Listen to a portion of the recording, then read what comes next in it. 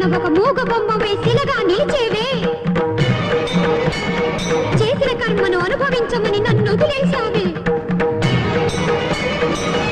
అయితే నీకి మొక్కులు ఎందుకు? ఏటేటా ఈ జాతరలు ఎందుకు? ఇక నీకి గుడి ఎందుకు? ఆ గోపురం ఎందుకు? ఆగక పొంగేన ఆక్రోశం అగ్నిగా మారకం